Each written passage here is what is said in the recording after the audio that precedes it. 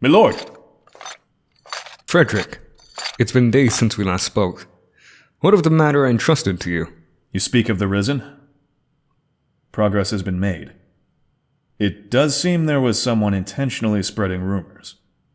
We are currently investigating that person's whereabouts. However, it seems they are not Elysian. I see. So it was intentional after all. But if that's the case, what was your true motive? They intended to lure someone out, but their target was not among those who came, prompting them to not act. That is my hypothesis. Their target? lon'qu and the others were the ones that were deployed, so it must have been someone not alongside them. It goes without saying. As the Halidom representative, you immediately come to mind, my lord. So, in the end, it was something that simple. Chrom. Robin, what's wrong? You look utterly dejected. My lord, the investigation must continue.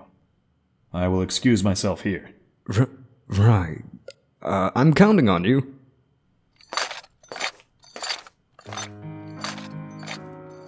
So, what is it? Well, you were the one who told me to do what I wanted back then. Oh, that. Now that you mention it, I'd completely forgotten. So, how was it? Was there a good match for you? That's not a decision I can make on such a short notice. I see. Well, you can't really force something like this. Don't get me wrong. Of course, I was happy that everyone would consider me as a potential husband. But more than that, I began to worry. Worry? About what? What is marriage? What does it mean to love someone?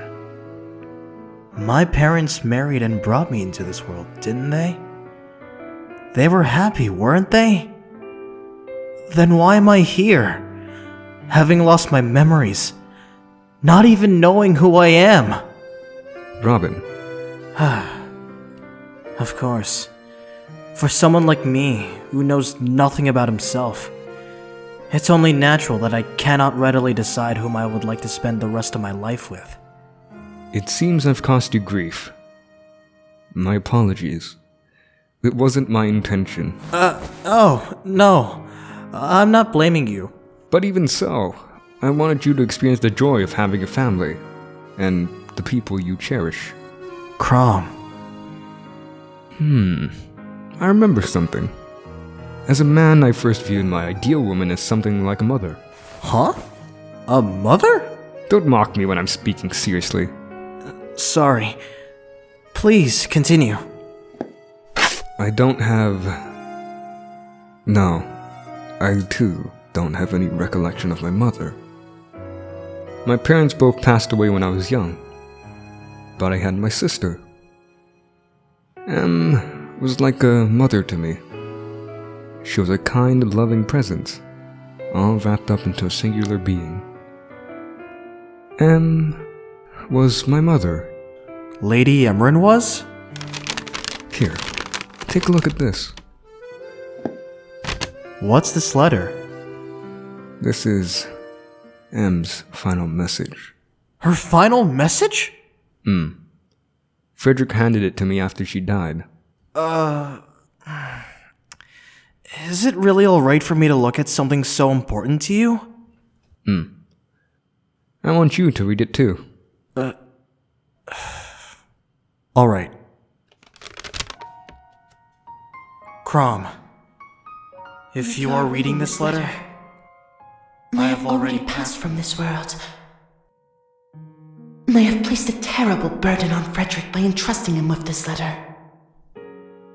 Phila would refuse this outright, so I have no choice but to rely on Frederick. Please tell him I beg his forgiveness. Lady Emmeryn. Chrom, thank you for doing your utmost to protect me until now. Such a conclusion, despite your consideration for me, must cause you much grief. I'm sorry, but this is the natural choice for me. It is what I wish for. There is no need to fret. I want to tell you that. What she wished for? Lady Emmeryn wished for this? So you're stuck on that too. I couldn't protect Em, and she died. I couldn't believe that that was what she wanted. You and Lissa are my precious siblings. When we lost our mother and father, I swore to myself that I would raise and protect the two of you in their place. But rather than simply being my duty, it was my greatest joy. In other words, rather than just being my siblings, I loved you as if you were my own children.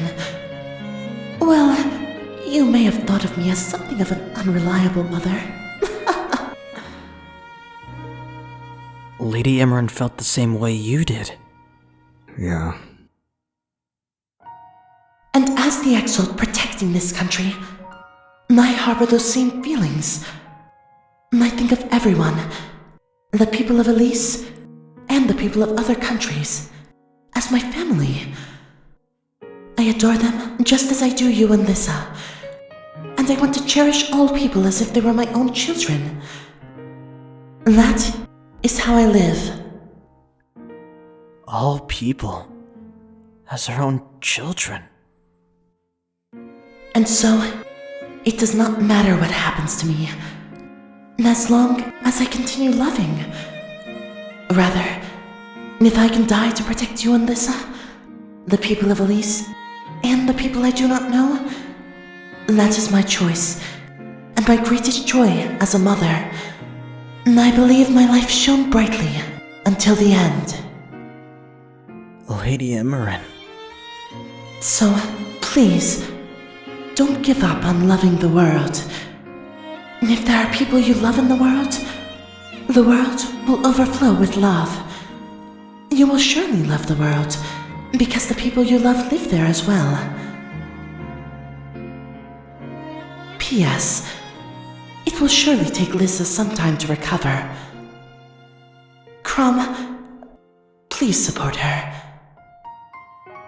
Sincerely, your sister and mother, Emmeryn.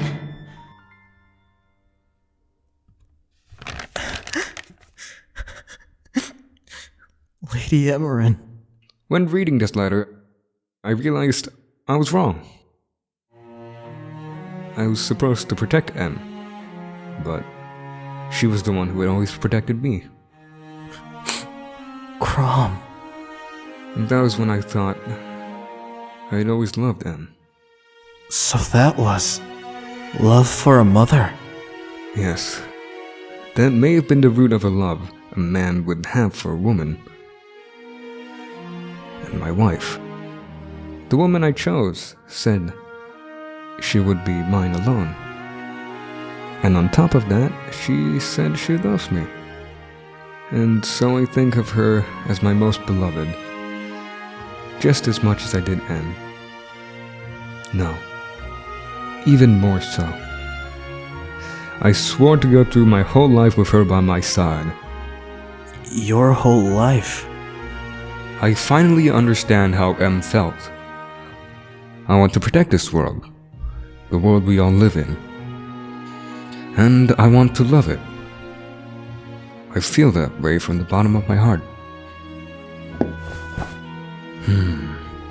That's right. I've inherited the blood of those who have protected this world for thousands of years. It is the Elysian royal families and my duty. The fire emblem. This shield on my arm carries my will, so that my hand may protect all those it reaches. On this I swear. Just like Lady Emmeryn. Aye. I see. Love is a lot more encompassing and complicated than I thought.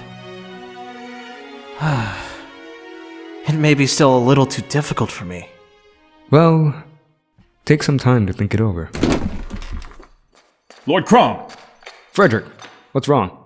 we've just received word that the Risen have appeared in the area. What?